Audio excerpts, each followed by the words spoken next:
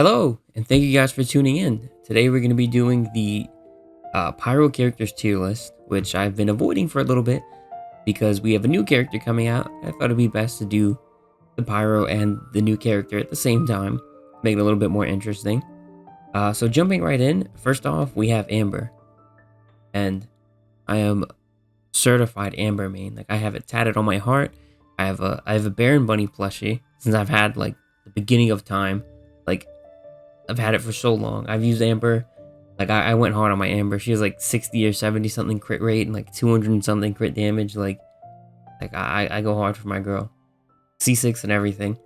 Um, I know she is not the strongest character nor the fastest, but I still love her and enjoy her. And her as a character, on top of like the Baron Bunny is really cool and iconic, and like it's fun that it dances and everything. Like everyone knows Baron Bunny. Everyone loves Baron Bunny, regardless of how you feel about Amber. Like Baron Bunny is just like the homie. Like it's just so fun and cool early game, or at the beginning of the game. And Amber as a character, like she's very sweet. Like she's very kind to us, like off the bat, and like helps us out and everything. Helps us out tremendously. Like I've heard she's like even like better in the manga, but like I don't read, so. But as she is like right now, she's like really great character. She goes like above and beyond. She like puts up like missing person posters and stuff like that. Extremely sweet character, great design and everything. Uh, I have a bias. I'm gonna put her in B tier. Um, but her kit is very slow. That's the only thing I don't like playing her. Like it does like alright damage, but like I have her like C6, so you know I have the two Baron Bunnies and the shortened cooldown. It still feels slow, but like you have to throw down the Baron Bunny and like shoot it at his feet and then blow it up, and it does like many damages. But it's like takes so long. You gotta stand there. You gotta aim the Baron Bunny, and then the enemy has to not move from the Baron Bunny, and you have to shoot it at his feet, and you have to not miss. I'm a terrible shot, and it's just too slow. Her ult's pretty fun, especially when you get C6 and you give the whole party a buff. You can like rebuild her as like a support because she buffs like attack and speed, attack and like attack speed I think it was, or movement speed. I don't know, whatever, one or the other. So it kind of makes her kind of interesting. But overall, great character in the game. Not as good combat wise. Next up, we have Bennett. Bennett is like definitely S tier. There is no debate about that. He's just extremely simple. It took a long time, or like in the beginning of the game, for people to like realize how good he was. Like he was the first 4-star character I had, but he had like the expedition thing, and I was like, I'm not using him. So like I've never used them. And then after they like made like oh you can put characters on expedition and use them, and I was like okay, and then I can use them now. But like I still didn't use them for a very long time. But yeah, he's very simple. You just need a 4-piece Noblesse and then a sword with like very high base attack, plus 90. Simple. You don't even have to go crazy if you don't want to like waste like a Kelia Favonia on him or something. Like just use what you got, bro. Like no one's gonna kill you. Like maybe put something with energy recharge, like a sacrificial sword or something, so you can get his ult faster. Whatever, bro. You don't even have to put like a 5-piece Noblesse. If he's literally just support, you can put 4-piece with like, and the stats don't even matter. He's so simple to build because of that. You have to farm like the fire flower or something, which is like stupid easy. Is extremely easy to build, extremely simple to use. You put down his ult, you get healing, you get damage bonus. Simple, easy, very good character. And in story and his hangout, he's a very fun guy. He's like, you just hang around him, there's bad luck all happening, you just like laugh at him, and it's like, hey man, like his indomitable will to like just keep going, like no matter how like unlucky or treacherous things are, is very commendable. It's like we could all take a page from Bennett's book. We can all learn from him. Like no matter how bad things are, bro, they can only get better. Like you could say like, oh man, like he's literally so unlucky. Like nothing works out. Bro, he's alive. He's kicking. He's like smiling and laughing. He's doing his best, bro. Are you? Next up, we have the GOAT, Dia. I think she is A tier. Uh, a lot of people like. I personally do not follow leaks. I think leaks take a lot of enjoyment and fun out of the game. I think you should just see things as they are and experiment with them as they are released as intended. I think that is the best way to go about it. You can say whatever you want about leaks, like, oh, it's better because of this, better because of that. Like I don't want to risk like Mihoyo coming down on me and like suing me for billions, bro. Like, and not only that, it just ruins the fun. And for some reason, everyone loves leaks, and everyone just releases leaks without like a spoiler warning. Like there is no like spoilers. Like I never see like a warning. I'll just see like bro, these 3.7 banner characters. Like bro, how do you know that? Like I don't even, does Mihoyo even know that yet? Like how do you know that? Where did you get this information from? So Dia, amongst all the leaks, they're saying, oh, she's so bad. Her damage is horrendous, whatever. And then like as we got closer and closer, more and more people were like saying that. I don't care, bro. Look at her. She's so like we have all these underage like cat girls, but no, Dia is a lioness, bro. She's like she's so cool. She's like, and she's brown. You know, we've gotta have that level of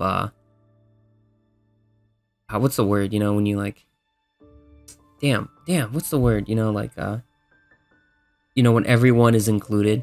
You know, the anti-racism. You know. But whatever. She like, man, she's like, I think we finally got like a I mean, we have like a couple of brown characters, but like we finally have like a Sumeru brown character. Like we have Sino, but like Sino is like, he's so light skinned. Like she's like, I feel like Dia is like browner, and like her and Candace, like you can like actually see it. I don't know why they went like harder with them. Maybe for people who like darker skinned women, I guess. But like Sino is like, Sino's just like some boy, like some little boy who's like light skinned. Like I don't know, like all he's missing is like curly hair or something. But Dia's like actually like, she's just like that, bro. She's a lioness, and like, man, her moveset and her design are top tier. Like I don't care. Like I don't. She could do 0 damage. She could heal the enemy, and I'd still use her. Like, man, it's like her ult. So her normal attack pattern is her like swinging her sword and then like punching. Like she like alternates between the two. That is like bro, that's so like wild. Like that's so feral, bro. Like I want to do stuff like that. Like that sounds so cool. And then on top of that, her skill's pretty cool. It's a little tricky to like explain, and like do fire damage, and like it increases interruption, but you don't have a shield. That's cool stuff, whatever. But her ult, her burst, like she just like consecutively strikes. It's insane, bro. She has a claymore, and she goes, you know what? Instead of infusing my claymore and just with fire and then just doing a bunch of damage and hits, no, I'm gonna infuse my fist with pyro and just like punch the shit out of people. Like, bro, she gets right, bro. She has a whole like combo, like a couple of punches, and then she jumps up in the air and then just does like this this kick that's like infused with pyro and like explodes. Like, bro, that's so like, how could you not think that that's cool? Like how blinded are you by oh man, her damage is bad. Like, shut up, bro. Like I'll make her good. Like I don't care. I'll be the best Dia player in the world if I have to make her decent. Like I don't even care if she doesn't do that much damage. Like I can't imagine like not enjoying playing her. She's too cool of a character, too interesting, and like, man, like I don't know why, like it really sticks out to me, the part in like the story where we're like gathering allies and like leaving Aru village and stuff like that, trying to like fight like the academia. And it's like us, Dia, Alhaitham, and Sino, and then like Candace is kind of just like yeah, bro, you can stay here, but like I'm trying not to get involved. I'm trying to do my own thing or whatever. But like, yeah, Dia's like, yeah, bro, we'll go convince some mercs to help us out. And then she's like willing to give up her arm, bro. Like that's like she was down, bro. She was down for the cause. How could you not love her, bro? Too interesting of a character. Next up, we have Diluc. A lot of people, like, man, Diluc back in the day was like the man, but like people have like really fallen off of him. And I think they're insane. Like, I still don't have the luck to this day. I've been playing since like day 1 or 2, and I still don't have the luck. I have like C5 Mona and like all constellations in all of the standard banner characters except for Deluxe. I don't have them at all, which sucks. But I also don't have a Claymore for him, so I guess that kind of works out. But man, like I can't not put him in S tier. Like, I don't care like how like a lot of people say like, oh man, his damage isn't that good. He got power creeps, and man, like, bro, you're gonna have to face retribution if you keep talking like that. Like, Deluxe was the man, bro, back in like the beginning, and he's still really cool. He's still great. I think he's still like a phenomenal, solid character. But man, like, everyone in the beginning of the game was chasing Deluxe. Everyone wanted Deluxe. He was so cool. We like in the story, like, we got to use him twice. Like, we get to play as Deluxe in like a domain and like in some other point. I don't remember what. He like 2 cutscenes of him beating ass. Like, Deluxe was one of the coolest characters, and he still remains cool. And he's the only character who got an alternate skin that changed the animation of his ult. That is like unreal. Like man, like, his alternate skin looks just as cool as, like, maybe even cooler than like his original. They're both really cool. And I bought his skin even though I don't have him, because I will have him one day. It just takes time. It'll come up. When he's ready, he'll come to me, man. But the luck, like, he's solid damage. He's solid, pretty easy to build. It's like play more, hit hard. You know, it's just like pop his ult, and like a lot of people like later on they were like, oh man, I don't like his ult because it knocks away all the enemies. Well, if you're strong, you know, you just kill the enemy, so them getting knocked away doesn't matter. So, like, you know, just be better, bro. Like, come on, guys. But the luck, like, I think he did a lot for the beginning of the game. I think there was a lot of like, I think a lot of the hype in Genshin Impact, like, upon like the early release days, was for Deluxe. And I think the game wouldn't be the same, especially after like these years. I would think it would not be the same if Deluxe was not as like impactful as he was, no pun intended, in the beginning. Like, I think he really did play like a major part. And I think they knew what they were doing to a degree. I think they were like, yeah, bro, they're all gonna love him. We're gonna make him so cool and like relatable. Not relatable, you know. I didn't like fight my brother to the death and he got his cryovision, but you know, like idolized. That's the word. Like, we all like I think every man would want to be like Deluxe to some degree, and I don't want to watch my father die while killing a dragon or whatever. But you know what I mean. Next up, we have Hu Tao. Hu Tao is like top of S tier. Hu Tao's damage. Hu Tao came out very early on in the game, like 6 months or 8 months into the game's like release. Like, we got Hu Tao, and Hu Tao has been a monster ever since release. Not only with Hu Tao, not only on the release of like her version, like, we got Hu Tao and we got the Staff of Homa, which is like a phenomenally good weapon, generally speaking. Not even just for like spears. Like, if any like class of weapon had a weapon like the Homa for like claymores, swords, whatever, like they would absolutely love it. It would be a hit all around. But she is capable of just insane numbers of damage, like, with very little like effort. Like, man, I built like some nonsense. Like, I didn't know what I was doing like that early on in the game, and I look back on my build and I go, wow, I just threw artifacts like on her, and they just happen to do extremely good. Like, I happen to roll like very, very well, and so she has like pretty high crit rate and like 200 and something crit damage, which is like solid. Like, there are Hu Taos with like almost 300%, which I'm not at all. But like, she's like really good for like what she was. Like, I put extremely minimal effort. Like, it's insane.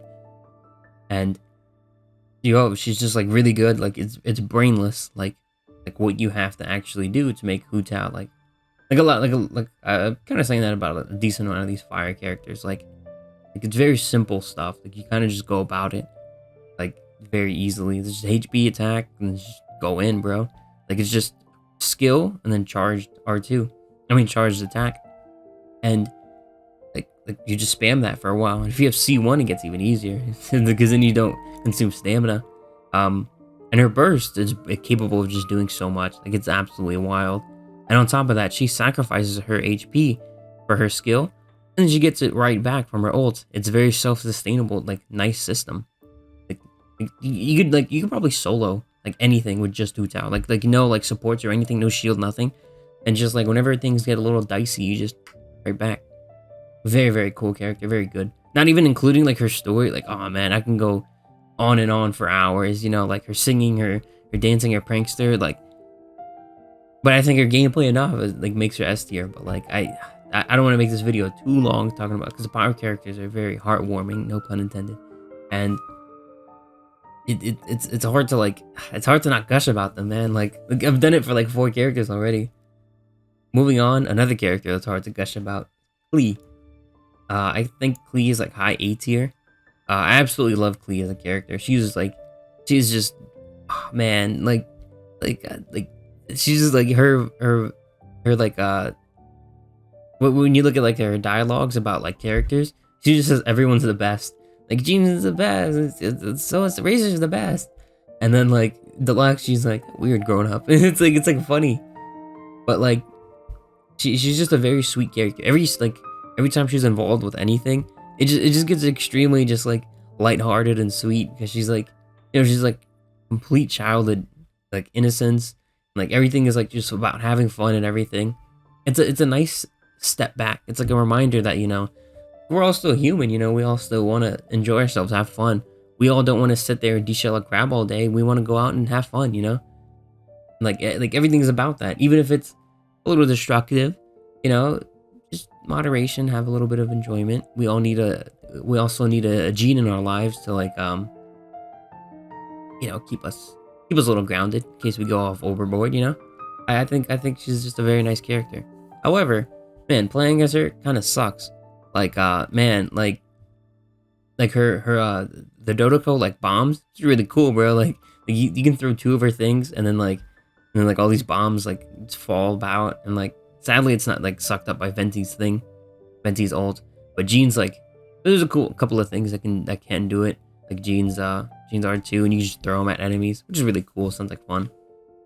But her ult's like, man, so disappointing. Like they could have had something way cooler, way better. It's just like you just get this little like tracking like bomb thing. It's just like whatever. It was very underwhelming. That's what makes her like A tier as opposed to S. I think if it was like something way cooler and way more fitting, like I think if it was just something as simple as just a giant like Dodoko bomb, I think that would have been like great.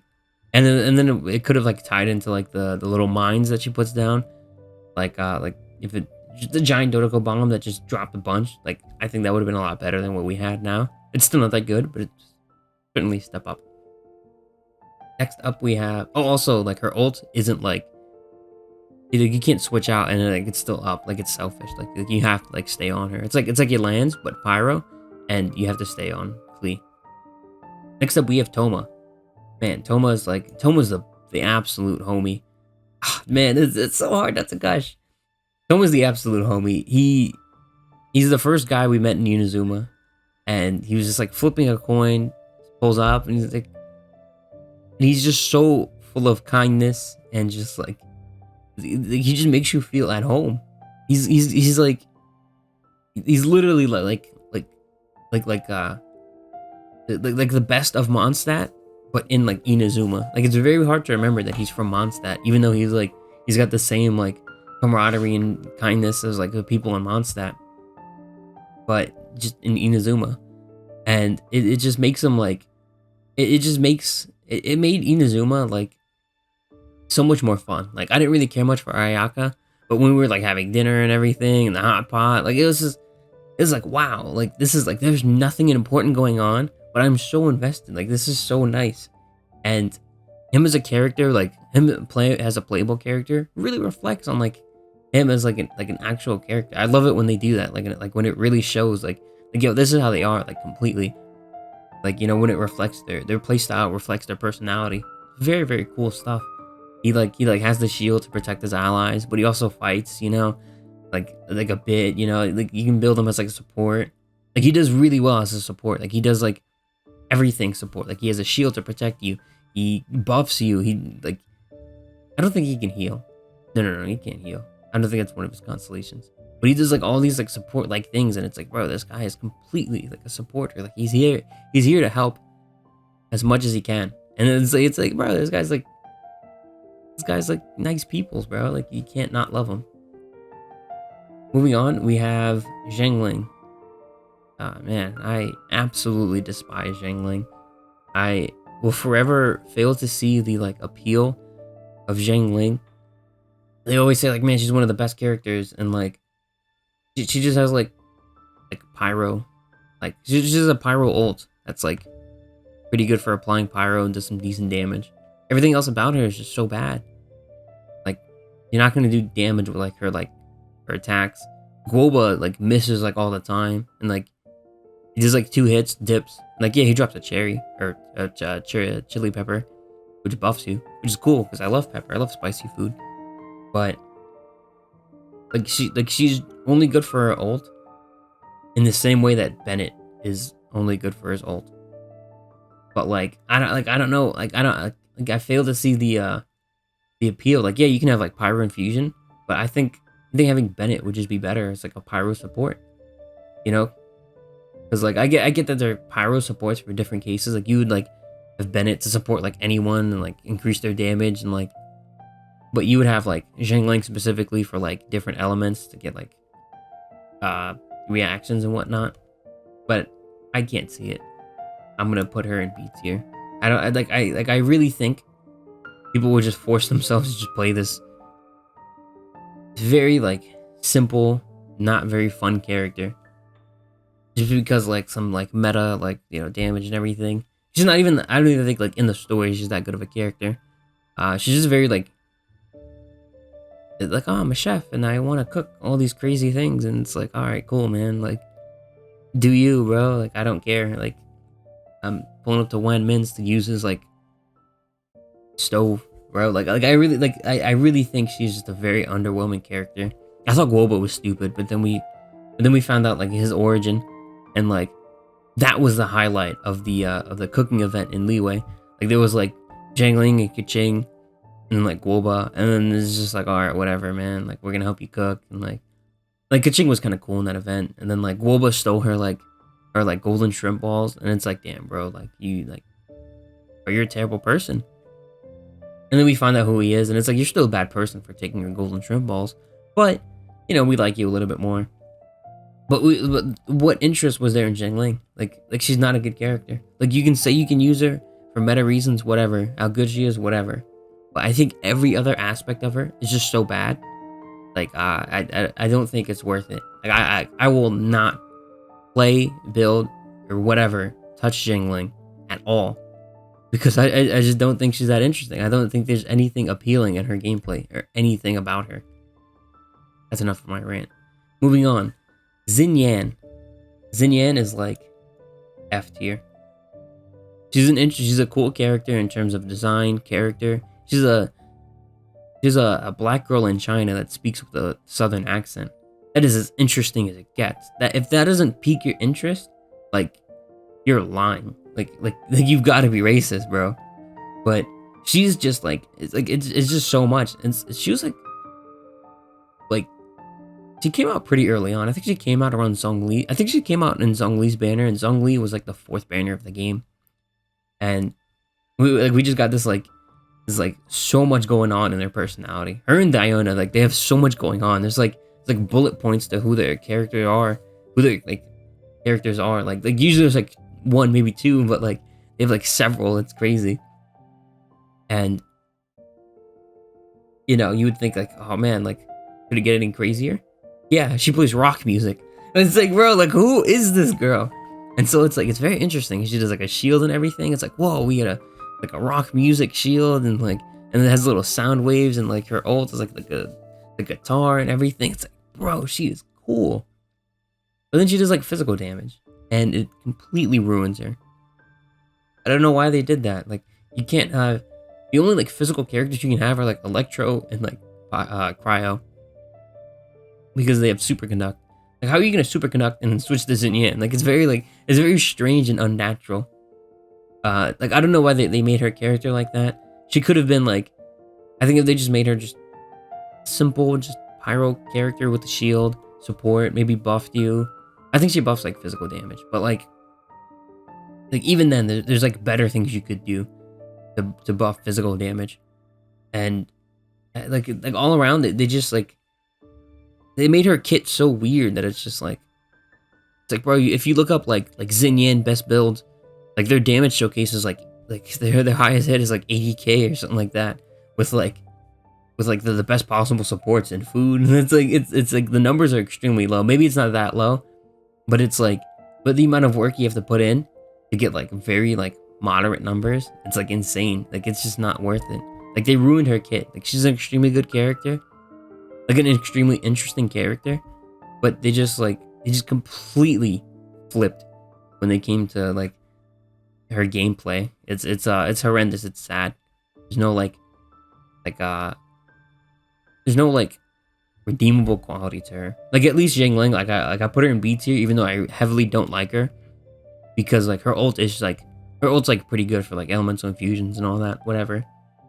And I will respect that like she's like a pretty solid character in like some of the meta teams or whatever. So I'll respect it a little bit, but I still don't like her. Like it's just B tier, whatever. It's B tier. She's got a good ult. That's it.